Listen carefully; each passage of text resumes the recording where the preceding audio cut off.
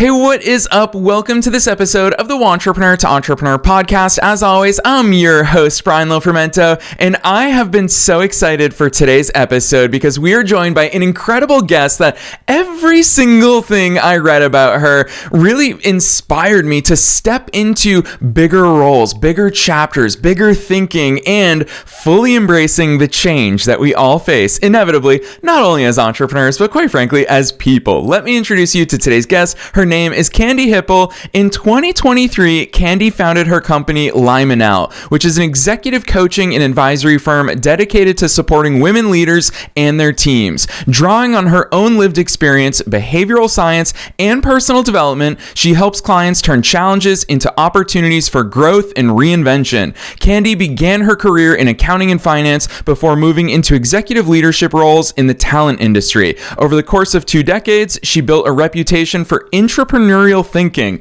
launching, leading, and experimenting with new business concepts inside of a large organization. So even for all of you listeners today that are still in that 9-to-5 job and feel like you don't fit in, you've got that entrepreneurial innovation, well, Candy's story is really going to resonate with you. Her coaching approach combines deep self-inquiry, mindset work, and practical insight, enabling individuals and teams to understand their innate strengths and overcome limiting beliefs. She's a proponent of strengths-based tools and passionate about helping others lead with clarity and intention. Her top 5 strengths are individualization, strategic, ideation, learner, and futuristic. And I love that level of self-awareness because we all benefit from it as entrepreneurs. So we're going to learn a lot today. I'm not going to say anything else. Let's dive straight into my interview with Candy Hipple.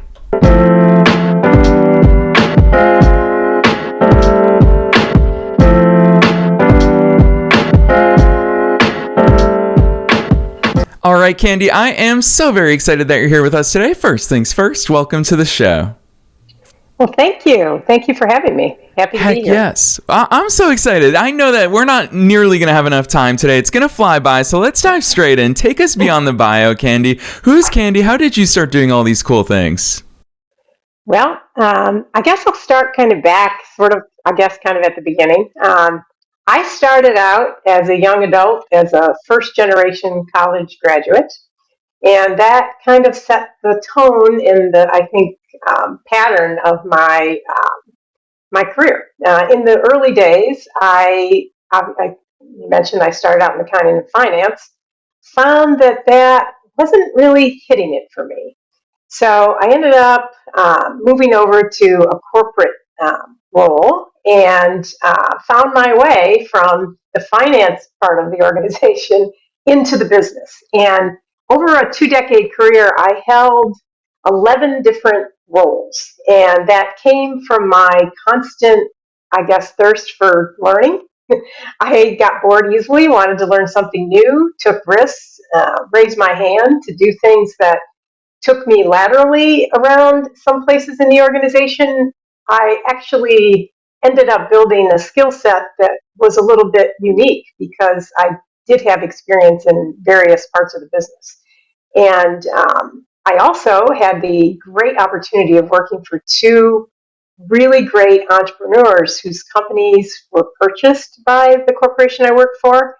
And I learned a great deal from each of them individually. The first one was Sue. She really taught me, I think the biggest lesson I got from working with her was how to get comfortable being uncomfortable, and how every day to stretch beyond your limits of comfort. And that is really how to learn and grow.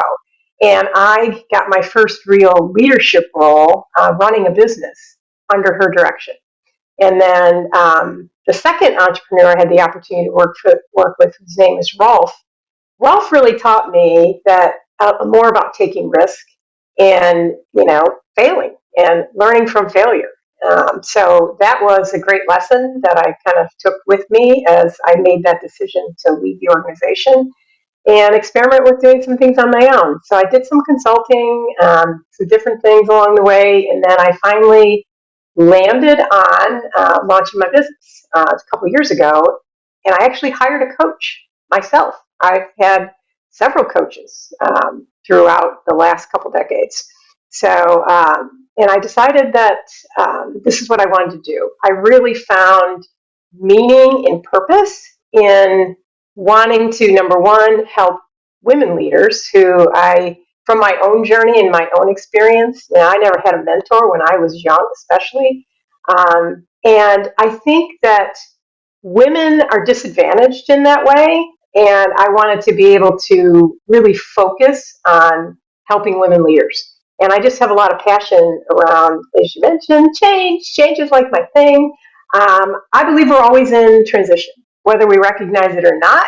And I think with the world changing at ever faster rate, really accelerating, that it's really important that everyone adopt a mindset that is change ready, because it's just the way of the times. And those that can get comfortable with that are probably going to be more successful, and they won't hit as many bumps along the way. So that's kind of my backstory. Yeah, I so appreciate the way that you articulate that, Candy, and the way that you share those building blocks with us, because we're definitely going to talk about building together here today. Because the more I look into you, the more I look into your work, it just seems like you build upon what has come before you, whether it's building upon your own personal and professional experiences, or you talk about, and I so resonate with this part of your story, you talk about being a first-generation college grad. I come from an immigrant family, and that's the case in my family as well. Me and my brother and my sister were first-generation college grads. And that gives us that perspective and awareness of, hey, what has come before us has gotten us to here, but to get there, we have the chance to build upon that.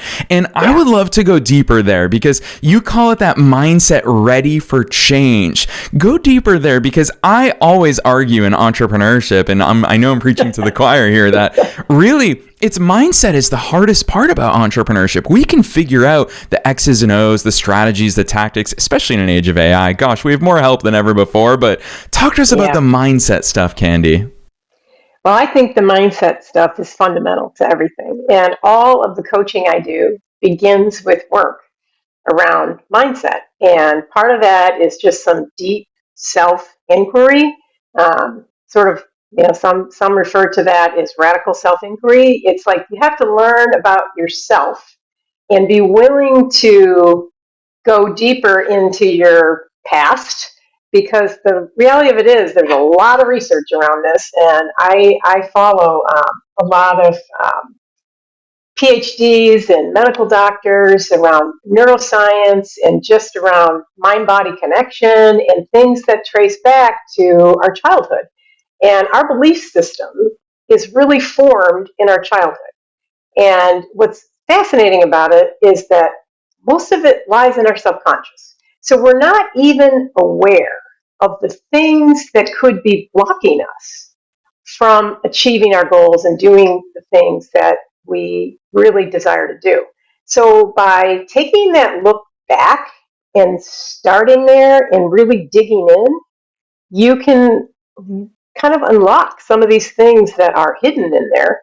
And that's how we really begin to shift our mindset. So it starts there. It starts with learning self-awareness. It's becoming more attuned to how we got to be who we are.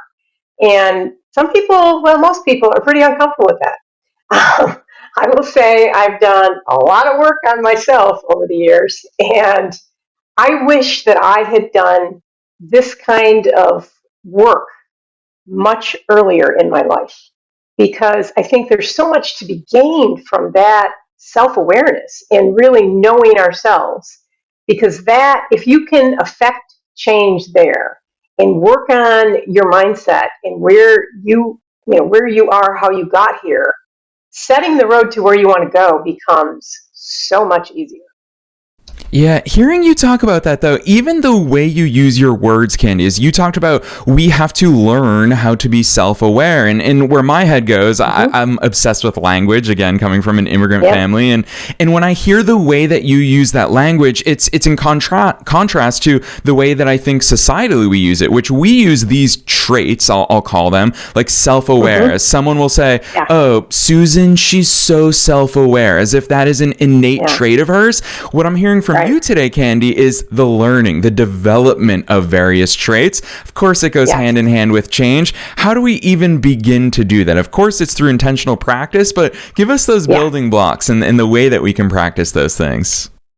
Well, I think it starts with, deep questioning. You've got to ask yourself, why do you want what you want? Why do you act the way that you do? Why, go back and look at your past career, your past work. How did you get there? Why did you make the choices you did? What's underneath that? And that's where I work with my clients to really dive into their childhood in a different way, getting them to kind of dig up old memories. What do you remember the most? The good, the bad, the ugly, right? What kind of experiences come to mind when you go back there? And then, reflection on those things. One of the ways that I have made a lot of progress on that is through journaling. And there's been a lot of research on different ways that can be successful for people to be able to do this kind of work. Journaling is one that's effective for most everyone. It takes discipline. I really started journaling regularly, like as in pretty much daily to at least 3 or 4 times a week, only about 3 or 4 years ago. Prior to that, I started a lot of journals. I got a whole stack of journal books that, have a few weeks worth of work in them. But when I really got disciplined about it, I did it because I found the why for me. And my why that I began the practice was I really got a lot from going back and looking at all those stack of old journals where I may have only journaled for 3 or 4 weeks at a time. But I could look back at that and I could make connections for those different points in my life. And I also had the benefit of a scholarly friend who really sold me on the idea of journaling. And he's been journaling for his whole life. He has books and books of journals. And I thought, wow, that's a really cool idea. I love the looking back. And when I could connect that as my reason to do it, not just because, journaling is a good thing, I should start that, it became a practice. And it is also the way that I got deep into my own background and learned a lot more about myself. You can do this at any point in your life. I don't care if you're starting at 20, 30, 40, 50, 70, doesn't matter. You can get a lot out of beginning a practice around journaling if you don't want to hire a coach, or even, those of us that almost everybody can benefit from therapy in some form or another. Therapists are hard to come by for a lot of people. So this is something you could do that can help you kind of get that mindset started, and then work from there. Yeah, Candy, when I hear you talk about doing the work that you personally experience, I think obviously you and I chatted a little bit off air, and so much of it is because you found your why. And I'll be transparent here while we're together on the air, is that something that really rings frequently in my head is I constantly remind myself of any day can be January 1st. And the reason why I use that language with myself is because so many people wait for January 1st. It's November at a certain point, and you think to yourself, gosh, it'd be better if I ate better, but I can wait till after Thanksgiving and after Christmas, and then January 1st. It's another excuse to do it. Candy, what I appreciate about your story is it doesn't sound like you waited for a January 1st or a layoff or a major life event to happen. But let's be honest, most people frequently do. So how can we flip that on its head? What is it about those turning points in life that we wait for them, as opposed to your journey where you just said, no, I'm taking control and it starts right now? Yeah. So what you're kind of describing is a natural, fresh start. All right. So there's research around the concept of having a fresh start. And obviously things like January 1st, our birthday, a new quarter, a season, those create a natural time to consider a fresh start. But we can create a fresh start over anything. And, that can be just a decision that we make that, every day we wake up is a fresh start. Okay. And we should be excited to wake up and embrace that day as such, that this is a fresh start. It's a new opportunity. And if you can adopt that and think about what it is you want to accomplish, you want to achieve, that you want to begin anew. Do it. Don't wait.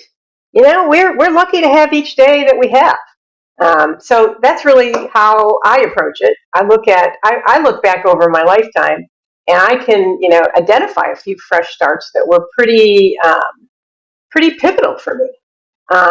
But you can also create one just by waking up and saying, today's going to be my day. It's going to be my new beginning. I love that. Listeners, that's Candy calling you out. This episode, this could be your fresh start. Literally anything can be a perfect excuse. I always think in terms of alibis, and I'm like, anything's an alibi. Pick anything, and that's your catalyst for change. And so I really love how much you embrace that, Candy. One thing that I really love that you've explicitly called out, but I think it's also implicit in your work, is the connecting of the dots. And I think about it frequently in business. Mm-hmm. Obviously, I've been an entrepreneur for 17 years now, and a lot of times when I look at other businesses who might be struggling, they say, oh, Brian, my marketing's not working. And I look at their ad campaigns and I say, no, your ad campaign's fine. Your offer is just terrible. Like, it's never going to convert. No amount of marketing is going to save that. So whereas they think it's a marketing problem, it's actually something 3 steps earlier. And of course, that pops up so much in your line of work, but it's easy for you to see it. We can't read the label from inside the jar, whereas an executive coach can walk in and say, Brian, you think work is the problem, but look at this side of your personal life. How all-encompassing is the work that you do? How do you take inventory of all of the things in order to really isolate what's moving the needle or not moving the needle? Okay, so radical questioning. So you can do radical self-inquiry. Well, I do radical inquiry to my clients. So I actually require pre-work before every session, individual session where I'm meeting with someone. And that pre-work is really about forcing them to think about some really important questions.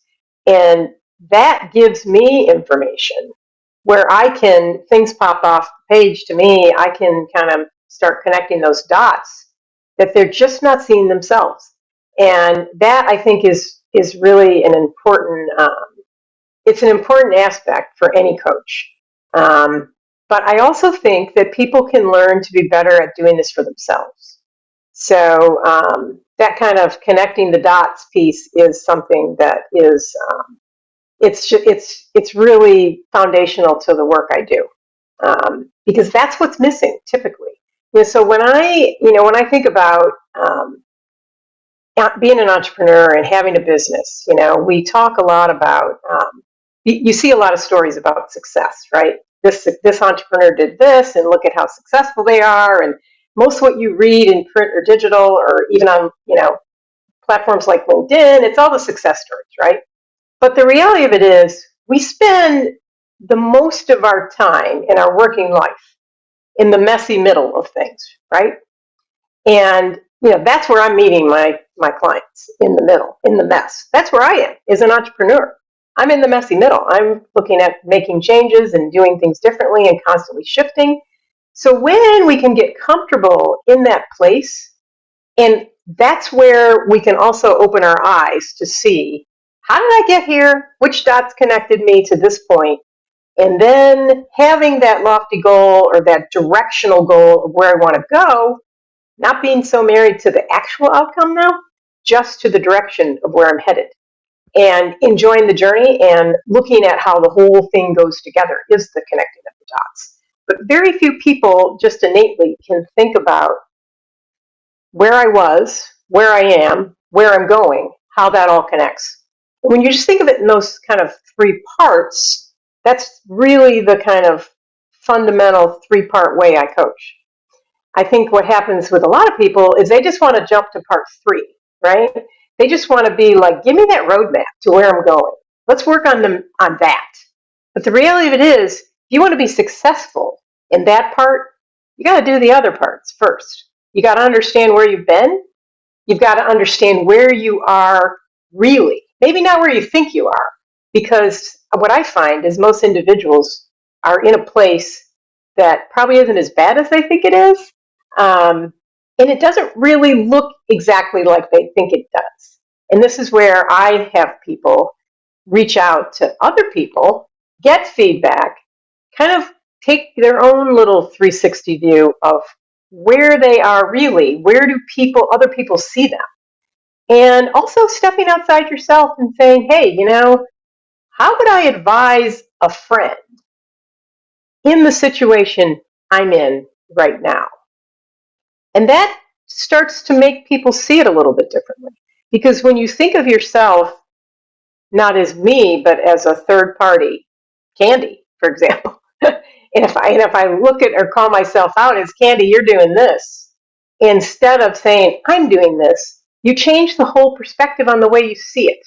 And I think that's an important part of, basically connecting the dots in the end.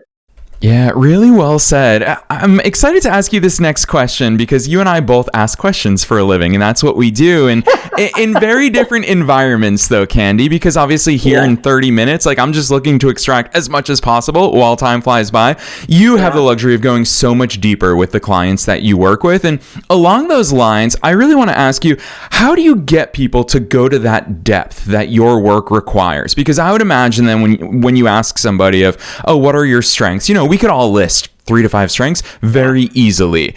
However, what you're really looking for is for them to introspect, for them to go so deep inward that you get more depth. I think about when I hang out with my 7-year-old niece and nephew, you can't say anything surface level because it's going to be followed up with by 5 whys and you're going to have to really go deeper.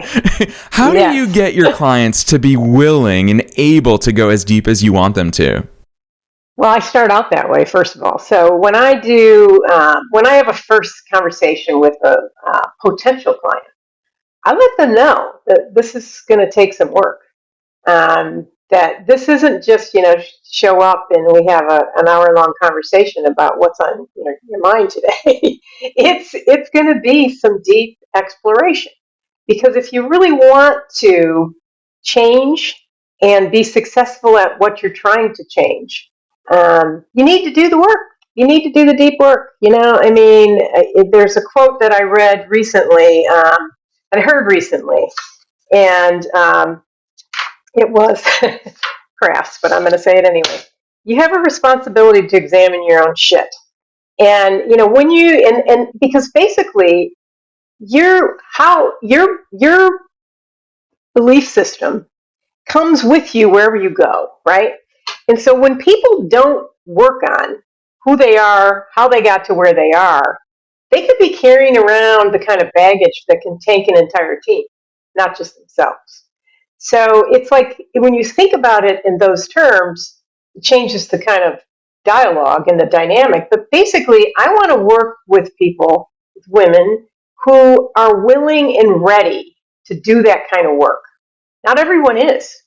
As a matter of fact, I've had clients who tell me they've referred me to someone else who they really think could benefit from my work, and the person will tell them, I'm not ready. I'm not ready to go that deep on myself. And so, I think that's a huge part of it's the vetting of making sure that we're going to be able to work together. But that's how I spend. In the program that I've developed, I spend a good 3 sessions on just that work of having them look back. And then we move into the where are we really part. And that's where the strengths come in. And you mentioned people being able to rattle off their strengths. Well, not everybody really can. So it's where I am a believer in the tools. And I've been using Clifton Strengths for a couple decades. Used it quite a bit in my corporate life before I did this. But every one of my clients takes the assessment. And I don't like to put too much emphasis on it, but I think what's really important about the strengths work is that it forces you to think about what you're innately good at. What do you lean toward? I'd like people not to focus so much on the bottom of that strengths profile, that the 29 through 34. It's good to know what those are and to understand that. It doesn't mean you can't pull those things if you really need them. But you're just going to be a hell of a lot happier. And the data and the research behind Gallup's work that they've been doing for decades supports this fact that people who lean into the things they're innately good at are happier. We just innately feel better when we talk about the things we're good at and somebody focuses on our strengths. And we are put into doing work that allows us to practice our strengths will find us happier. And guess what? Happier people are more engaged. They're more effective. Teams who know and identify their strengths and understand the strengths of their teammates are more effective. And, if we focus on weaknesses, what does that do? It just breaks down people's confidence. And that's not what we want in the workplace. Yeah, I really appreciate that perspective. Candy, I will say, I knew that time would fly by with you here today, but I want to squeeze in 2 more questions with you because this first question is going to be really fun because I want to totally turn the spotlight directly onto you. And I want to talk to not just Candy, the person who helps clients work through these things, but I want to talk to Candy, the entrepreneur who's also in that messy middle that you called out. Because one thing, I obviously interview entrepreneurs for a living, and one thing that really stands out to me about the most brilliant entrepreneurs that I really appreciate their company and their conversation is something that you've already exhibited in our conversation, and that is you're not married to outcomes. You've already made it clear that when you work with your clients, you're not married to, a specific, it's the opposite of that. When you're a hammer, everything looks like a nail. You're not married to any one sort of solution. But even you as an entrepreneur, I love the attitude that you have towards Limenelle is you're figuring things out. You're making changes. You are experimenting with things. It's that experimental mindset that really stands out to me. So with your entrepreneurial hat on, what are some of those core beliefs that you hold with you that help you to unlock your own success? But then also, I'll put the spotlight on, what are some of those core beliefs that you had to really examine and shift so that you could flourish in your service of others? So when I started out, I had a mission in mind, and my mission really is to help women leaders become change ready. To have that mindset and to become flexible and adept in a world that is exponentially changing. So that mission isn't going to change. How I do that, however, is a different thing. So I focus on the thread that I hope to keep is the what, but most importantly, the why I choose to do what I do. The how is a whole different thing. The how can evolve and change and shift over time. So without having that super specific, I'm going to do this business that does X exactly by using this recipe Y, is, I think, where people can get tripped up. So I created a coaching program. At first, it was 6 sessions. It's now 10. That's evolved on its own, and that's for the one-on-one clients I work with women. But I also do all kinds of other things, and I don't want to lose that. I've done a program for reductions in force, not traditional career transition, but something like kind of a career transition light that is helping people with, again, the mindset for when a layoff happens. When they're laid off, how are they going to deal with that? That's something that's put upon them. So I want them to focus on how to have their mindset in the right place rather than shifting directly into go apply for jobs, right? So I've worked on that, and I continue to do that. But I also am doing team work around strengths, which I think is really critical. But what I really focus on is I want to keep being able to evolve the way I deliver service. I also know when I started that I wanted to experiment in this kind of one-on-one environment, only taking individual single clients, mostly through my program that I established. And then I wanted to just see how that went. I felt like I needed to kind of do that test pool of people to see how it resonated, right? And then I also wanted, from the beginning, to figure out how I would move from one-on-one to some kind of scale. And so that's kind of where I'm working through now. I'm looking at doing a revision of my website and my LinkedIn profile geared toward the business. But I'm also just looking at, from a product standpoint, how can I do things differently? So I'm not going to stop that kind of ideation and thinking as I evolve as well. Yeah, I love that because immediately, I mean, you said the word evolve quite a few times just in that one answer. And it's that attitude. It's the underlying attitude that enables evolution. I think that that's one of your superpowers in what you bring, not only for your clients, but to yourself and to your own business, Candy. So I really appreciate that. And for this final question, I'd love for you to keep that entrepreneurial hat on because I love asking a super broad question. And that is, what's your best piece of advice for listeners? Knowing that we're being listened to by both entrepreneurs and entrepreneurs at all different stages of their own growth journeys. And as a fellow entrepreneur yourself, what's that piece of advice that you want to leave them with today? Oh, wow. It's hard to think of one thing, but I would say it's the part about focusing, and I mentioned this already, but I'm going to kind of twist it a little bit. It's to focus on the what you want to do and the why you want to do it. Let go of how. Let go of being married to any one how. Know that there's lots of ways that you can accomplish a goal or run a business. So having that flexibility is really important. And then I kind of live by two values. Curiosity. Be curious about everything. When something doesn't work, be curious. Dig into it. Why? Learn from it. Don't be afraid of it. Don't be afraid of failure. Stay curious. And the other one is have courage. Have the courage to keep taking action. I think a lot of women I work with, especially, talk about wanting to build confidence. I put courage first. You know, courage to act is the thing you want to really focus on. Confidence comes from action. It comes from the doing. And you don't just get confident. You have to act to get confident. So the more important thing is find the courage, cultivate the courage. So curiosity and courage are really important. Yes, I love those takeaways, especially just having gone deep into your work. I know how frequently those words, those exact words and those concepts pop up in the work that you do and the work that you help others with. So, Candy, that's a natural segue into pointing listeners into the direction of all the great things that you're up to with Limenelle. So, drop those links on us. Where should listeners go from here? Okay. My website is www.limenelle.com, and that's spelled Limenelle. It's derived from two words. Latin, limen, means threshold. So that's like transition, like standing in a doorway. Behind you is where you came from. Ahead of you is where you're going. And L-E-L-L-E, is obviously the French pronoun for her, she.